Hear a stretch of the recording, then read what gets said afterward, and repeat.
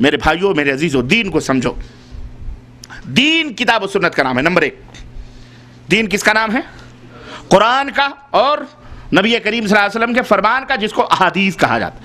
حدیث حدیث حدیث اس کے معنی سنت کے بھی ہیں، سنت کے معنی میں بھی حدیث، حدیث کے معنی بھی سنت. لیکن یہاں بھی کچھ لوگوں نے گھوٹالا کیا ہے. ایک مولوی صاحب کی تقریر ہم سن رہے تھے. ہمارے یہاں کے اکلوتے مناظر ہیں اور علماء اہل حق کے صفوں کے پہلے مناظر ہیں. وہ بدقسمتی سے اس راستے میں انہی کی کیسے سنتا رہا تھا. اعلان ہوا کہ علماء، کیا میں بتاؤں، نام لوں تو مشکل ہو جا رہی ہے. پھر وہ آپ کہیں گے کہ جناب نام لیتا ہے یہ اکبر نام لیتا ہے خدا کا، اس زمانے والی بات ہو جائے گی. اصل میں علماء فلاں کے صفحے اول کے فلاں بڑے مناظر اب آپ کی خدمت میں تشریف لانے والے ہیں. وہ کہتے ہیں حدیث پڑھو، حدیث سنو، حدیث کا احترام کرو، پر حدیث پر مت چلو، حدیث پر مت چلو.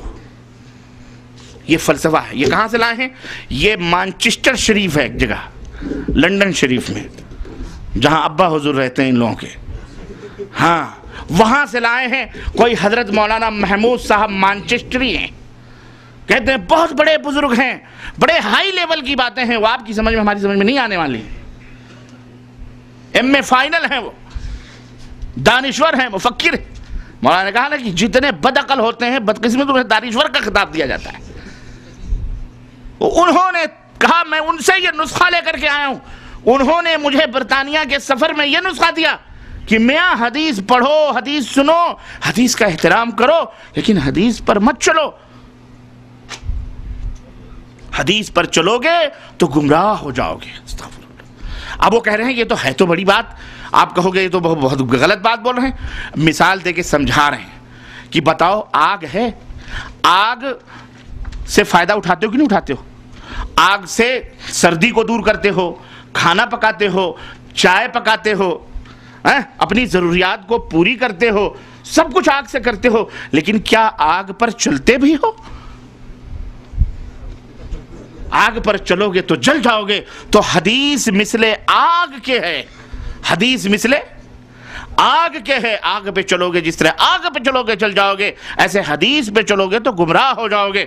اس لیے سنت پہ چلو. کس پہ چلو؟ ہم نے کہا واہ،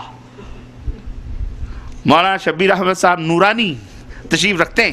ہم نے کہا واہ، گرو رہ گئے، چیلا شکر ہو گئے. یہ کہاں سے نقطہ لے رہا ہے؟ بیٹا ہمیں معلوم ہے، چور موسیعود بھائی ہمارے یہاں مسل مشہور ہے یوپی میں.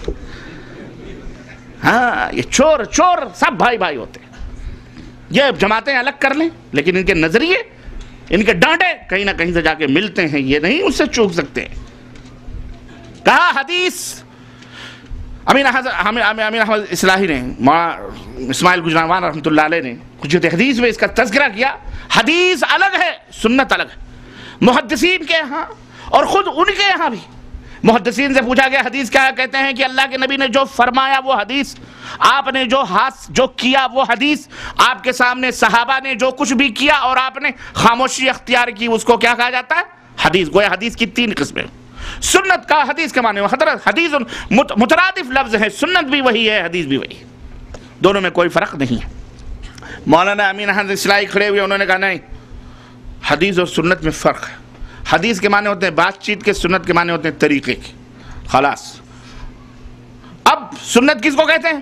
سنت کہتے ہیں جن پر اللہ کے نبی صلی اللہ علیہ وسلم نے زندگی بھر عمل کیا ہو، استمرار ہو.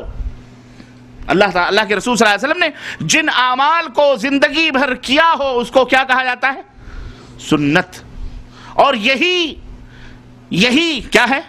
یہی دین ہے اور اسی کے اوپر ہم کو عمل کرنے کا حکم دیا گیا.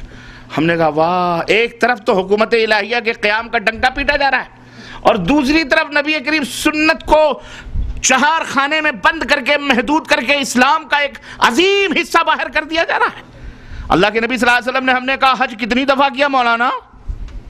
کتنی دفعہ حج کیا اللہ کے نبی نے؟ بولو. بار تو نہیں کیا تو حج تو غائب، کیونکہ سنت ہوتا ہو ہی نہیں سکتی مستمر رہیے. نہیں سمجھ آئی؟ یہ ہیں چور دروازے جو ان چوروں نے کھولے.